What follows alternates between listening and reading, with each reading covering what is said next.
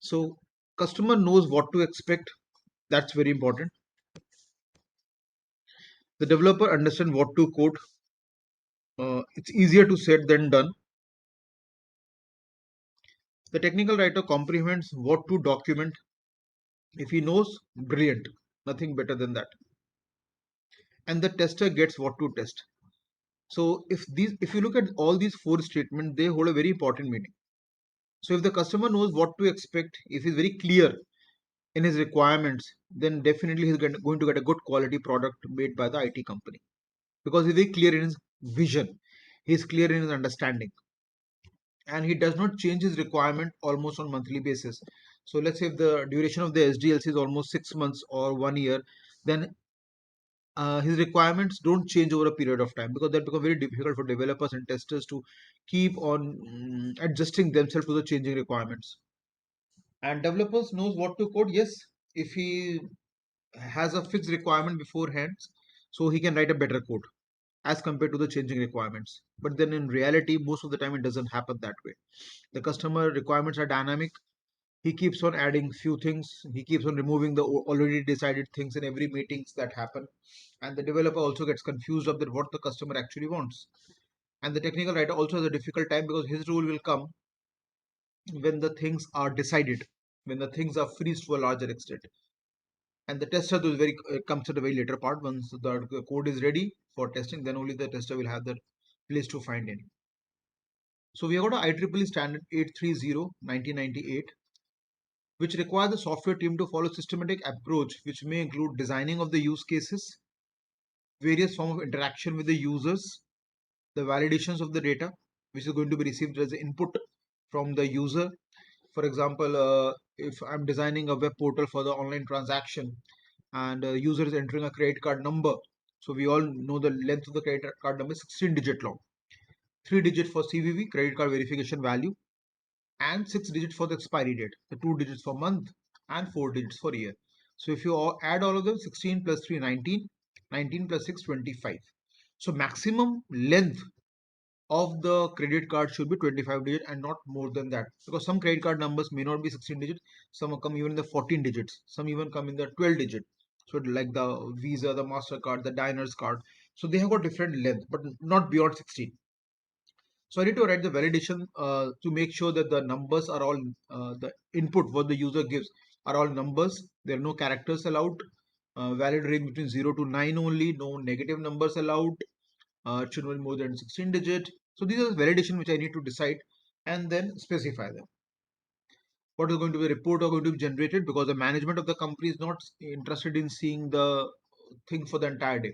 They want the EOD, the end of the day report, or the end of the week report, or the end of the month, just to keep a track of the sales target. And what because they need to design the policies which can attract maximum footfalls to a shop or to the portal. So how many number of the clicks happen per minute, how many number of the people are visiting your website, that's a very good gray area for marketing companies, because they provide the consultancy to the IT companies that how you can improve your visibility in front of the users, in front of the customer, how to reach out to them. Maybe through the e-commerce portals, maybe through the print media, maybe through electronic media, maybe giving some freebies, or maybe like we have got the World Cup going on, having the radio jingles or the TV print ads or the TV electronic ads, so that we can reach out to the customers. So because that's what these companies do, they keep a track of the things happening on day-to-day basis, and that can only be done if the proper reports are generated. Exception handling or the error handling for the code, and response to certain unexpected situations. Because the companies should not get stopped, because we have seen the pandemic times where the entire world almost came to standstill. So and everyone reacted in a different way, because nobody knew what is the best way to handle such kind of situations. So slowly and steadily everyone rose up to the challenge, and they started providing the solution to the this kind of the problem. That the vaccination got developed, and we started using the masks, and we started using the sanitizers. Now that's another gray area, that millions and billions of peoples around the world are using the mask daily. and there are very large amount of disposable masks where we dump these masks in the dustbins. Now, what will happen to these masks? We are creating a pollution, a larger pollution, a soil pollution, or if they get the garbage gets thrown in the drains, it will go to the ultimately seas, rivers, and oceans. So we are creating a water pollution there. So we need to provide a solution to these kind of plastic waste. We are using so many sanitizer bottles.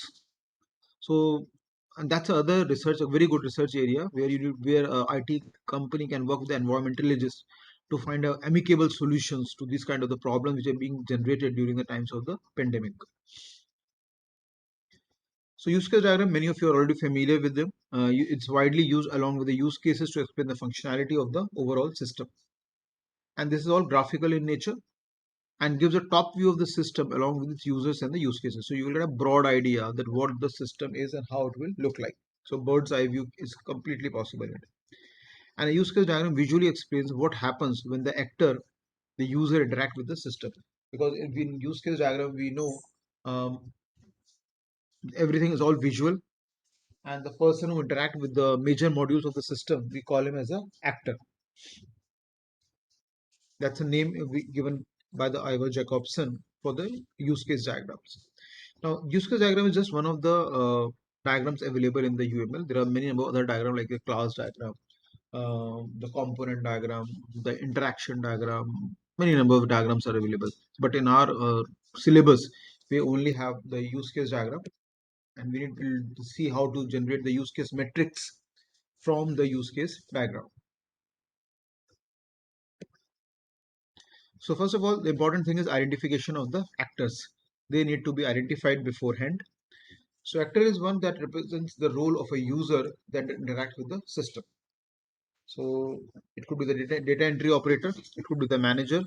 For example, if I'm designing a software for the banks, so there's a very good software by the name Finacle, which has been designed by Infosys, and widely almost all the banks across India use that particular software. It's one of the very popular software, very hit software in that sense. So they have got different roles and privileges. For example, if the clerk is operating, what all access and permissions he have got. If the branch manager is operating, what all access and permissions you've got. If the zonal manager or general manager is operating, so permissions, the roles and privileges increases as up in the hierarchy. So we need to clearly identify that who is going to be the actor, who is going to interact with the system, what kind of permissions he will get along with it. For example, if I'm getting a demand draft made, so for the demand draft, the clerk will prepare, so he will put his signature. And before giving it to the customer, it need to be signed by the branch manager also. So branch manager has a larger role, has a larger authority in issuing these financial statements. So an actor can be a human being, or it could be a system that may interact with the use case, keeping in view a particular objective, particular goal in mind. And they're outsider to the system and can be human beings to other system or the devices, as the case may be. That depends again from the problem statement to problem statement. And depending on the roles and permission, actor will be able to access only the defined information from the system. So we need to clearly identify who is going to be the actor and what are going to be his roles, what is going to be the privileges, and what are the permissions he's going to enjoy within a system. Because like just like data entry operator in a bank, the assistant will have its defined limitations. A branch manager will have a much more larger permissions.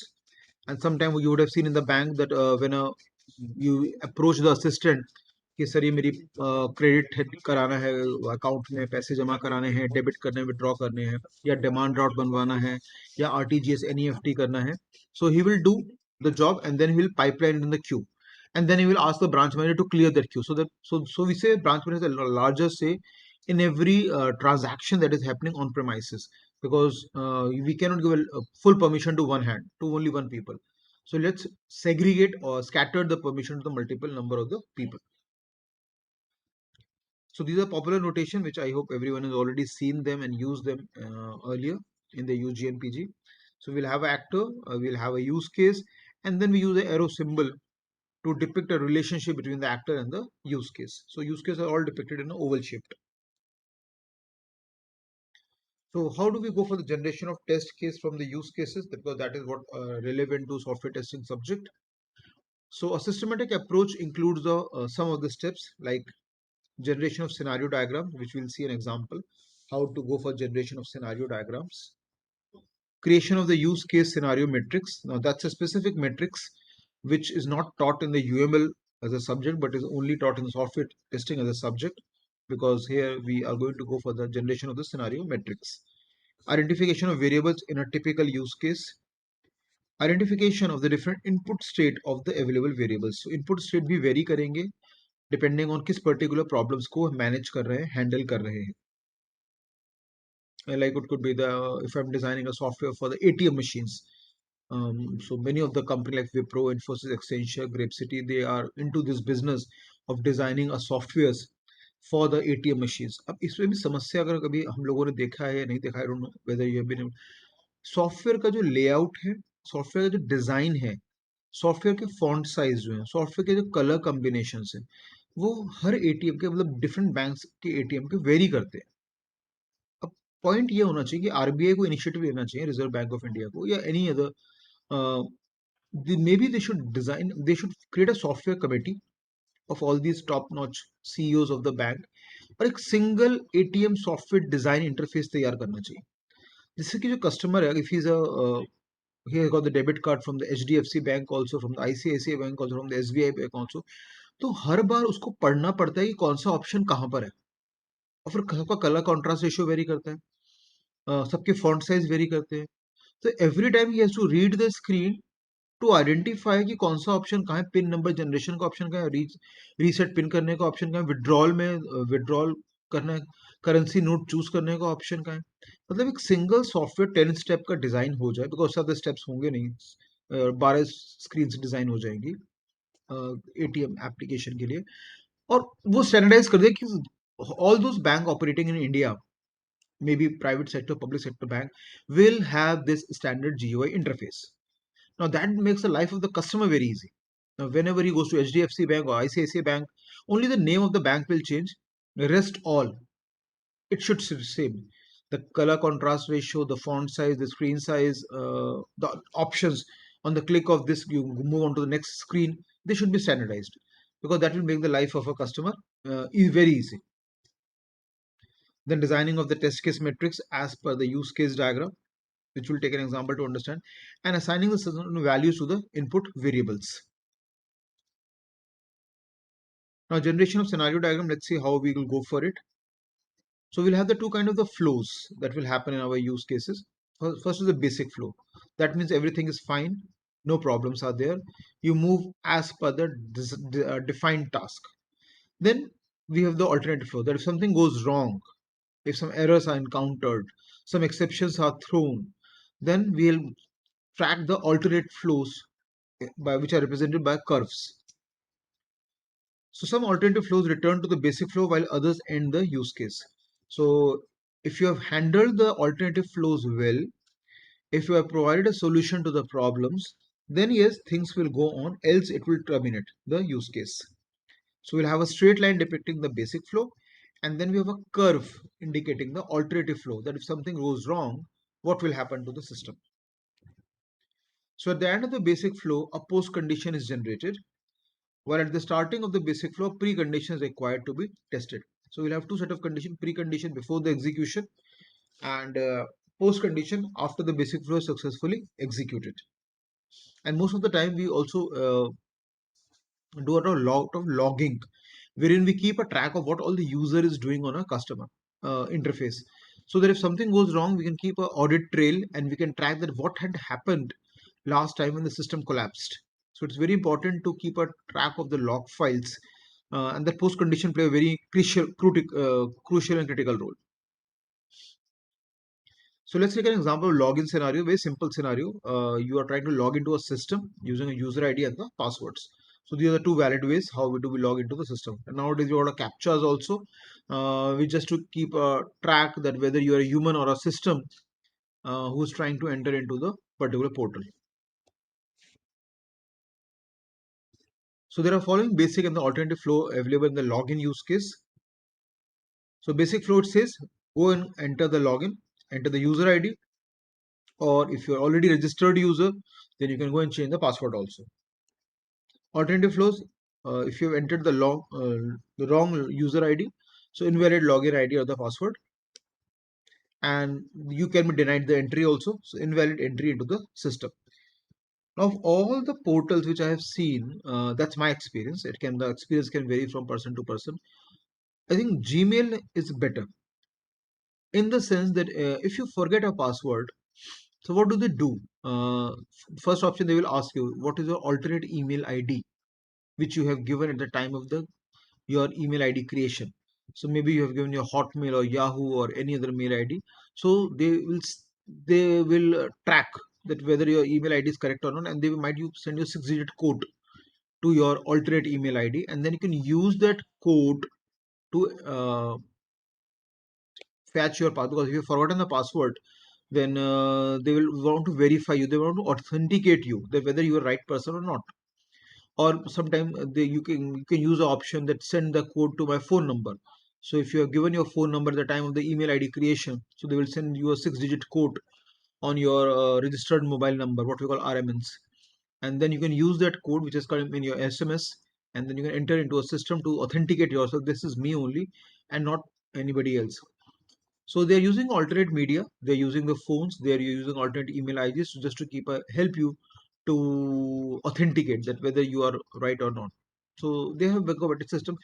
Other systems like some of the portals and the click the URL to your email ID, and then they ask you to click that email, the URL which they have received, to authenticate that whether the alternate email ID is correct or not. That's another way of authentication, that whether you are entering the email ID is right or wrong, or you're not fooling the system. So you are a human being and not a system. So they will ask you to enter the alternate email ID, send the URL to the alternate email ID, and then you can click on that email ID to go for the verification task. And then finally, in the alternate flow, if the exception has not been handled well, then the user will exit. That's are some of the basic and the alternative flow available. Now, login scenario, some of the continue the same example. The identification of the types of flows. So basic flow is expected to be executed most of the time because you believe everything is fine and well, and you believe that in 90% of the cases, the basic flow will happen well without and no exception will arise in the scenario.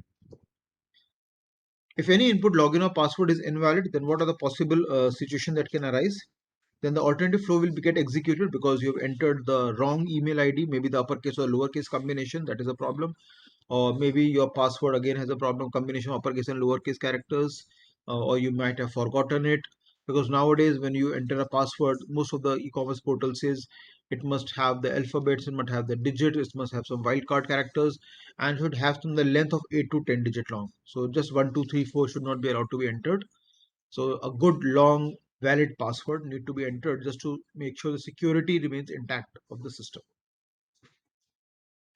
And if any time the user decide to exit, then alternative flow 3 will be exit. So there were multiple alternative flow 1, alternative flow 2, or the alternative flow 3. So we will share the diagram that where the multiple alternative flow can come into the system.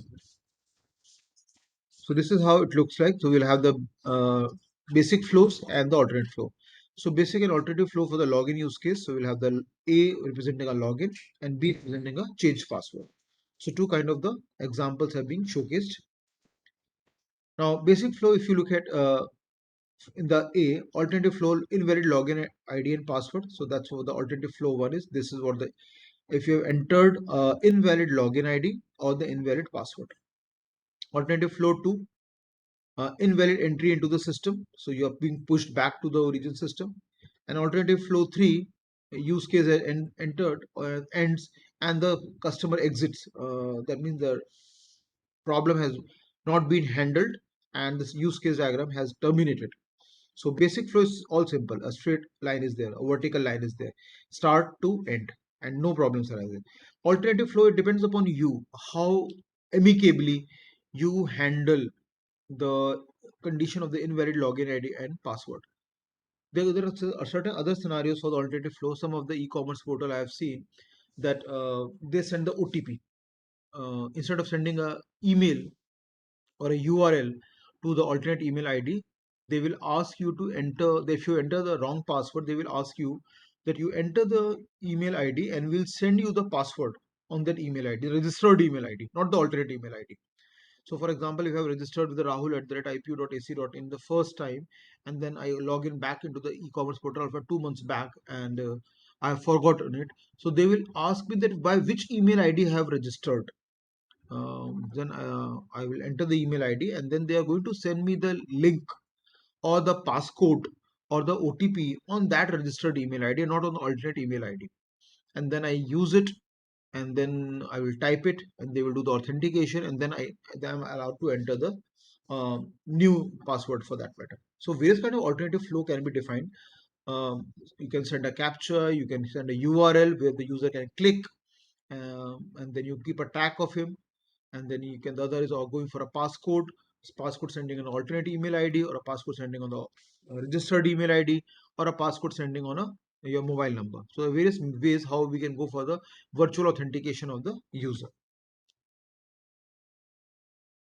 So two possible: basic flow is all simple. Alternative flow, if something goes wrong, maybe it could be invalid login ID or the invalid password, or maybe both of them, or maybe one of them, then only you go for the alternate flow. Now, how we go for the creation of use case scenario matrix from a given example. Use case scenario diagram generate many scenarios due to the basic flow, and every alternative flow along with the basic flow and the various combination of the basic and the alternative flow. मतलब वो again depend करता है कि हमारा login scenario किस तरह से हमने डिजाइन करा और किस पर्टिकुलर सॉफ्टवेयर के लिए हम वर्क कर रहे हैं. So it can very. और बेसिक फ्लो तो सिंपल रहेगा, स्ट्रेट सिंपल, उसमें कहीं कोई चेंजेस नहीं आएंगे, रीडायरेक्शंस नहीं हो रही, कोई रीराउटिंग नहीं हो रही, सिंपल चलेगा. ऑल्टरनेटिव फ्लो में something goes wrong, then how do you handle that? So it could be only one way, it could be two ways, it could be three way. So we can have the alternative flow 1, alternative flow 2, or the alternative flow 3. So alternative flow only comes when situation goes wrong. A scenario matrix gives all the possible scenarios for the use case generation. So scenario matrix जब हम बनाएंगे तो उसमें सारे तरह के हमारे possible scenarios आ जाएंगे. And the scenario matrix gives the table, which I'm going to show in the next slide, gives all the possible scenarios for the diagram shown in the previous slide. तो जो diagram में basic alternate flow का previous slide में देखा था, उसको base बना के क्या हम यूज केस सिनेरियो मैट्रिक्स बना सकते हैं? तो answer is yes, and this is how we go for it. So we'll have a scenario, multiple kind of scenarios listed on the left hand side. Scenario 1, scenario 2, scenario 3, scenario 4. Scenario 1, suppose valid user ID. Scenario 2, suppose valid password. So you allow the entry of person into the system. Scenario 3, invalid user ID but correct password. Scenario 4, valid user ID but incorrect password. Scenario 5, both of them are wrong. Wrong user ID and wrong password. Scenario 6, both of them are correct user ID, correct password. So I need to design the multiple scenario for my particular portal जिसके लिए मैं काम कर रहा हूँ. Same way से online transaction करते हैं using credit card. So I may enter the correct credit card number but invalid expiry date of the card, and the correct CVV date, or I may enter the invalid card number but correct CVV number and correct expiry date, or I may enter the correct CVV number, correct card number with the invalid expiry date. So there are multiple, even the expiry date, the month is right, the year is wrong, or the year is right and the month is wrong. So there are so many combinations for every kind of the login authentication which the user can do. So it's only when everything is right, then only we can allow the login of the person into the system. Otherwise, we might have a dubious entry and the false uh, people entering into a system, or it could be the hacker who's trying to intrude in somebody's account. So just to make sure the security remains the best, we need to have the multiple scenarios, and then if everything is fine, we'll have the basic flow. Basic flow is very important because सब कुछ ठीक है तो कहीं कोई change नहीं करना, सब कुछ स्मूथ एंट्रीज है. लेकिन अगर प्रॉब्लम आ गई, so what are the different alternative flow which can happen, and then उसमें से फाइनल कौन सा ऑल्टरनेटिव फ्लो चूज करेंगे हम, जिसको फ्रीज करेंगे सिस्टम में जाके. Same way alternative flow 3 available है, 4 तरह के ऑल्टरनेटिव फ्लो 3 अवेलेबल है हमारे पास. Then we decide on the single alternative flow 4. So alternative flows भी बहुत सारे, पर उनमें से भी फाइनली कौन सा चूज करेंगे, मे बी दो मर्ज करके हम एक ही डिजाइन कर लें alternative flow. So that again depends upon your particular problem statement और पर्टिकुलर टारगेट एरिया जिस पे हम काम कर रहे हैं. जैसे हमारा फाइनेंशियल ट्रांजैक्शन हो गया, या कोई ऐप डिजाइन कर रहे हैं पेमेंट गेटवे की, तो उसमें हम मल्टीपल ऑप्शंस यूजर को प्रॉम्प्ट कर सकते हैं. Because now days lot of people use the Paytms and the digital wallets, UPI, the RTGS and NEFT, multiple options are there. So we need to help people there जो first time users हैं, जिनको problem आ सकती है day to day. So software interface इतने complex नहीं design करने चाहिए कि जो यूजर्स उनको इन दिक्कत है. Because you should look at the human mindset. कोई भी नई चीज जब आती है तो थोड़ा हर किसी को चैलेंज आता है उसको समझने में, अडॉप्ट करने में. एक्लिमेटाइजेशन इज व्हाट वी से. So every person has a different style. कोई लोग क्विकली अडेप्ट कर जाते हैं, कुछ लोग नहीं अडेप्ट कर पाते, कुछ को समय लगता है अडेप्ट करने में. तो हमारे सॉफ्टवेयर हार्डवेयर इंटरफेस जो ऐसे डिजाइन हो वो इतने कॉम्प्लेक्स ना हो कि यूजर को यूज करने में और अडॉप्ट करने में बहुत समस्या है, बहुत दिक्कत है उसके अंदर. सो जब जितने हमारे बेसिक फ्लो सक्सेसफुल रहेंगे उतने बेटर है. पर हाँ, अगर यूजर हमारे प्रोडक्ट को यूज करते हुए अटक गया, कहीं स्ट्रक हो गया, तो कौन कौन से ऑल्टरनेटिव फ्लोज हम उसे हेल्प कर सकते हैं आगे फर्दर मूव ऑन करने के अंदर. Now let's come to the next point, the same use case scenario, the identification of variable in a use case. So all the input variables which have been used in every use case need to be identified. अब एक problem statement हमने identify कर लिया कि इस पे हम work करना चाहते हैं. फॉर एग्जांपल फाइनेंशियल ट्रांजैक्शन का है, या कोई बैंकिंग सेक्टर, इंश्योरेंस सेक्टर के सारे इश्यूज हैं. So we need to identify that what's my problem statement, और उसमें जितने इनपुट वेरिएबल्स होंगे उसको हम प्रॉपरली आइडेंटिफाई कर लें. Now coming back to the same core example, which is also given in the book of the Yogesh sir. उनकी किताब में भी लिखा हुआ है same example. I've taken the same one from there. For a login use case, we use the login ID and the password as the input for entering into the use case. So these two become the input variable for my login use case. So again, depending on किस problem set में work कर रहे हैं. For example, किसी insurance company के लिए software design कर रहे हैं, तो उसमें policy number is very important, जो प्राइमरी की वही रहेगा. प्रीमियम कितना पे कर रहे हैं उसके अंदर, तो वो उसमें लॉग इन, मतलब उसके मल्टीपल इनपुट्स आएंगे आइडेंटिफाई होके. ईयरली प्रीमियम है, क्वार्टरली प्रीमियम है, एनुअल प्रीमियम है, कैसा प्रीमियम है, लास्ट टाइम की डिफॉल्टर तो नहीं है, अगर है तो वो भी इसमें प्रीमियम पे ऐड होके आ जाएगा अलॉन्ग विद इंटरेस्ट जितना आपने नहीं किया. तो मल्टीपल सिस्टम्स के लिए डिपेंडिंग ऑन किस टारगेट एरिया में वर्क कर रहे हैं, we might have a different kind of the input variables for a given use case.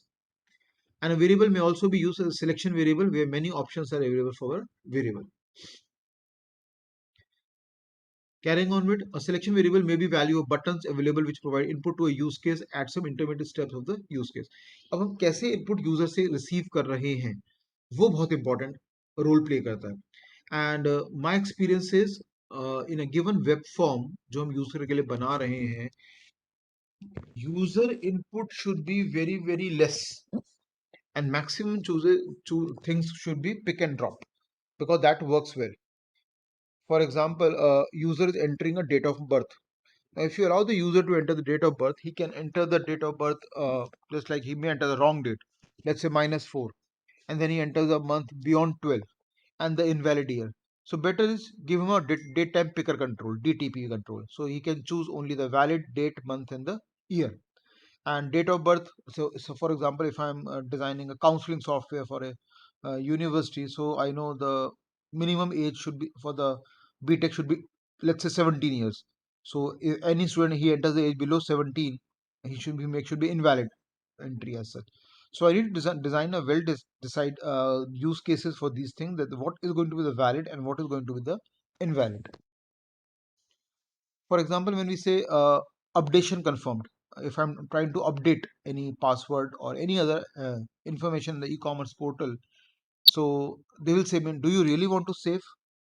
We would have seen these things happening on a web portal, and it will provide two options. Either I say yes or no, and thus based on this selection input, the decision on whether updation is to be made or not is actually made. So I need to specify कि जो मैं changes save कर रहा हूँ permanent करने या terminate, मतलब undo करने as such. So based on this, I can go for design the test case matrix. So wherein I have to take into account, the first step is to identify the variables and the different state for the purpose of designing the test case. So variable identification has to be done.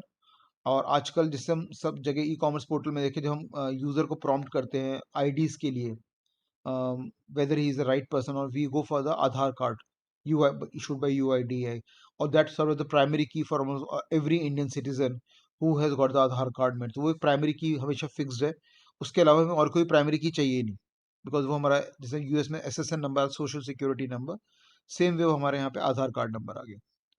So next step is to create a test case metric where row of the metric contain the test case. So we will have the multiple rows that will contain certain test case. So we'll take an example how to design it. The first column contains the scenario name and the certain description that define the purpose, the scope, the objective of that particular test case. And the remaining column contains the various inputs variable, including the certain selection variables. Selection variables are the input variable that has a defining role in designing of the use case diagrams in UML. So how do the test case metrics look like? Let's look at some of the sample format. And so, okay, before that, last column contains the expected output when these inputs are given to the system. So जो input दिया है उसके हिसाब से, जैसे दो तरह का आउटपुट हम लोगों ने पहले भी डिस्कस किए थे जब हमने फंक्शनल और स्ट्रक्चरल टेस्टिंग टेक्निक्स डिस्कस की थी. So we have expected output and the actual output. So in structural testing, we had got four kind of testing, right? Slice based testing, data flow testing, control flow testing, and the mutation testing. So in mutation testing, we design the table, mutant table, wherein we can define and say, okay, this is the expected output and this is the actual output. So on the same lines, we'll design a test case matrix which will have a defined format.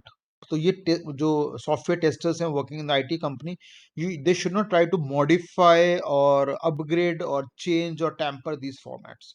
That format has already been decided. It has already been fixed by Ivor Jacobson. You would have seen there's a book called Eddie Lawrenson and Rumbog. So they're one of the pioneer book and standard book for the UMLs. So they have already decided the format, and industry has accepted it. तो उसको change करने की जरूरत नहीं है. So first column says test case IDs, TC1, TC2, TC3, TC4. Then what is the scenario name and the exact description of it. What are going to be the inputs for it. So if I say scenario name is enter the date of birth of the student. So input क्या क्या आएगा, date, month and the year.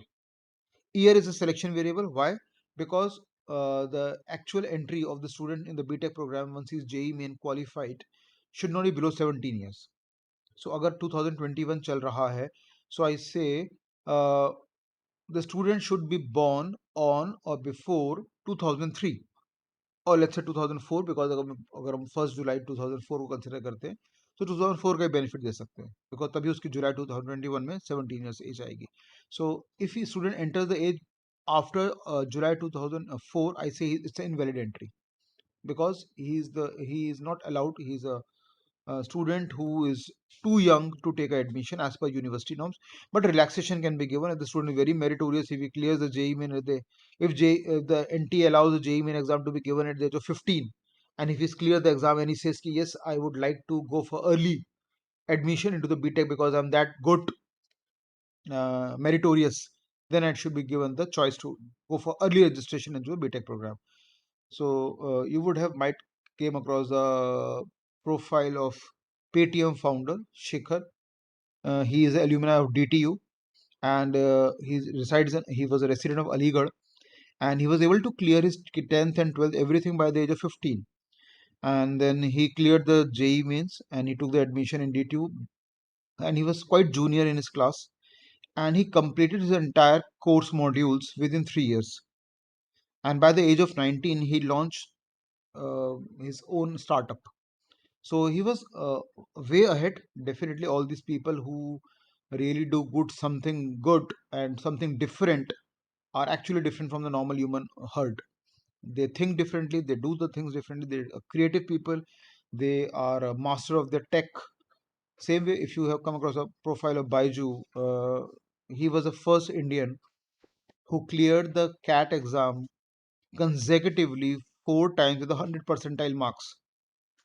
So the owner of Baiju is really good management guru in that sense कि he know how to brand his product, and he himself is very intelligent. All these CEOs and founders of the big companies, they themselves are very intelligent because they know how to deal with the companies. You see, look at the case of the Flipkart founders. They were the IIT guys who came up with this idea of doing online shopping in India in 2011, and they started the Flipkart. So they were also IIT stuff, and they were all intelligent people, good brains, sharp memories, and then they founded and they started flourished like anything. So these are the tech ventures which have flourished not only on the basis of technologies, but on their own revenue models also. Otherwise, setting up a startup is very easy, but then running that startup for a multiple years and after 2 to 3 years make it a profitable venture, it's really a challenge. And that's why almost 100 startups that start in India, almost 90 are shut down within 3 years, because the founders were, they were good in technical engineering, but they were poor in finances. They did not know how to run a company. or if they know how to run a company, they were not good in technologies, because you need to hire a good uh, team of people who are good in technologies, who can write the code for day in and day out.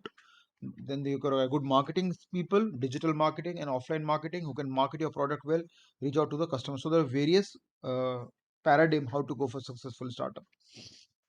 So coming back to the typical test case metric, so scenario name needs to be listed. For example, I can have a scenario name for mobile number. So I can have the mobile number field. I know it's a valid validations are. It should be numeric, valid number 0 to 9. So that becomes my inputs, and no characters allowed. So we got something like a JavaScript is nan function, not a number we can track of. And what should be the expected output? So this we need to design for every possible input which is going to be entered into the system. Now let's take an example of university registration system, or the URS. Now, since every one of you are already familiar with the university registration system, since you yourself as a student, so you know what all phases the student goes through as a part of the university registration system. So we can have an administrator who is going to be administrator is just a name, but ultimately is going to be a registrar or joint registrar or the deputy registrar of a university, who will monitor and supervise the working of the registration system. Then a student who is going to be the part of the system, the teachers of the system, the data entry operator, like the assistants we have got in a dean office or the vice chancellor's office, registrar office, the assistants who are going to interact with the system. The URS will allow these actors to interact with the system with the specific rules.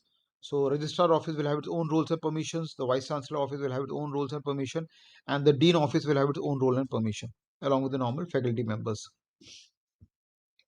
So what we do, we identify there could be many more actors in the university research system.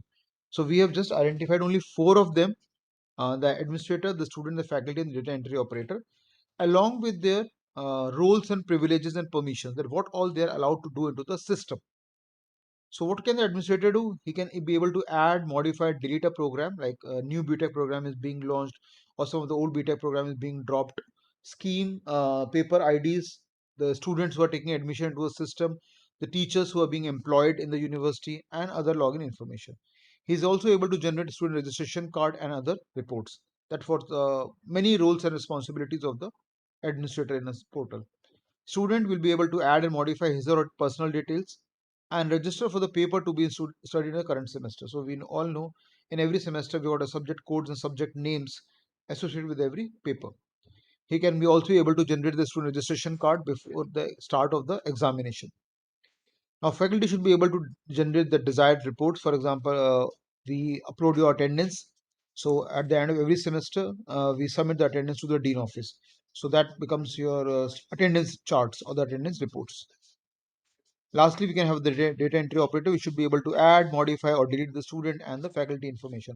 Just like in dean office or dean secretariat, we have got assistants who does these tasks. For example, we hire a guest faculty to teach a course, and once he is there in the semester, we upload his information because the payment has to be made to him after the end of the semester. So his information is only archived for the current semester. So all these information are very dynamic in nature. Some of them need to be archived for longer duration of time, and some of them only for a short duration of time. So this is how a typical use case diagram look like for a university registration system, where we have got multiple number of modules listed, like the login modules, the source school detail modules. In our university, we call every department as school, like USICT, University School of Information and Communication Technology. So it's not only we as IP University call our department as schools. Even if you go to the JNU, Jawaharlal Nehru University, they call it School of Computers and Information Sciences, SOCIS. Same way, if you go to IGNOU, they call it a School of System Sciences. So these are the name. But if you go to Delhi University, they call department. So every university has own style of referring to the departments. So maintain the school detail or department details, maintain program details like the BTech and MTech and the MCA programs, maintain the scheme details, the UG and the PG level details, maintain the paper details, which are paper code, subject name, which changes from program to program, maintain student details, maintain faculty details, maintain student registration details, because if you don't pay the fees, the student registration is cut off from the next year. So only valid students are allowed to continue forward to the next year. Generate the registration card before the examination. and generate the other reports. So these are multiple modules, and there could be many more modules. These are just few of them which have been identified, that these are going to be major modules. And along with the four actors, the data entry operator, who will have the interaction with almost multiple kind of the modules, like he will interact with the login module, data entry operator will interact with the student detail module, data entry operator will interact with the faculty detail modules.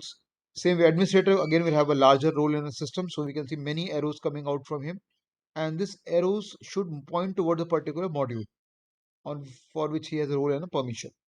Same way, we'll have a student here. Student will log into the system, so we can see the arrow going to the login module, and then student registration details once he made the fee payment, and then the registration card, generation of registration card before the start of the examination. Same way, we'll have faculty details, login, and the generate reports.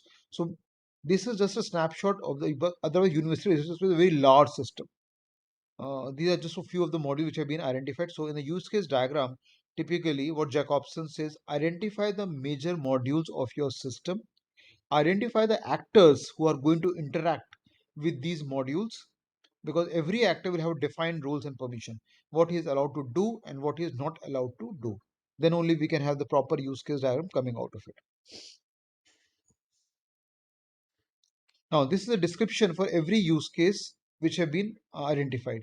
So we can have the introduction section right at the top, which will allow the administrator to maintain the detail of the schools in the university, details of the different department in the university. This include the addition, updation, deletion, and various school-specific information. Then actors, we can have the administrators. Administrator need to define his own rules. What are the rules and permission? Almost administrator is the one who has the largest role in the system. Then the precondition, the administrator must be logged into the system before the use case begins. That's a precondition, absolutely right. Then what are the post condition? If the use case is successful, the school information is added or updated or deleted or viewed from the system, because these are the possible post condition that can happen after successful execution. Then we can identify the basic flow and the alternate flow. Basic flow, the use case starts when the administrator wishes to add, edit, delete, and view the school specific information. Now, what can the system do? The system requires that the administrator specify the function he or she would like to perform. That he has to choose that what he has entered into the system for performing what kind of task. Is he going to add a new school? For example, in our university, we have set up two new schools this year: University School of Automation and Robotics and University School of Design and Innovation. So the administrator, the registrar office, will enter two new, more specific schools in our university. Then Heritage School, for example, initially we were USIT, University School of Information Technology. Then we changed our name to USICT, University School of Information Communication and Technology. Delete a school if the school is no longer functional. They can go for deletion of school or just viewing the school specific information. So once the administrator provides the requested information, one of the flows is executed. So if the administrator selects add a school, then the add a school flow is executed in the use case diagram. If the administrator select edit a school flow is, these are all basic flow. Mean सब कुछ जब सब कुछ ठीक ठाक है, सब कुछ सही तरीके से सही चल रहा है, then the basic flow will execute. If the administrator select delete a school, then delete school flow is executed. And if the administrator selects view a school, then a view a school flow is executed. So precondition and post conditions are important that need to be identified properly while taking care of the use case diagrams. And then after, the basic flow need to be identified so that we can have a clear cut task ahead किस तरह से आगे बढ़ना है और system में सब flow smooth flow कैसे वर्क करेगा, because that's important. Like let's take an example with the same thing. Basic flow बना है हमारे पास, add a school. Now system requires the administrator to enter the school information. Now this can include the school name and the school code. So we have entered the two new school, University School of Automation and Robotics, which we are setting up at the East Delhi campus near Surajmal Vihar, near the Cross River Mall. So school code, it's USAR001. So registrar office will enter these two information. Then once the administrator provides the requested information, the school can be added to a system. Now this is the functionality we are defining for adding a school as a part of the basic flow. Then we can go for editing a school. For example, any school name need to be entered or modified